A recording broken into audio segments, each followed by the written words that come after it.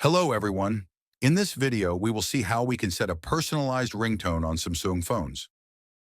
Before starting the process, you can support me by subscribing to my channel. We open the phone application to start the process. After the application opens, we go to the Contacts tab at the bottom. Then we select the person whose ringtone we want to change. We touch the Information button on the far right in the expanding area. In the section at the bottom, we click on the More option.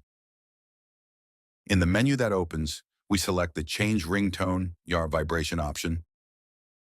We select the ringtone and continue. On the screen that opens, we determine the ringtone we want. If you want, you can set the sounds you downloaded to your phone as ringtones by using the plus button on the top right. In this way, we change the ringtone of the person we choose. Thank you for watching the video. If you found it useful, do not forget to like the video and subscribe to my channel.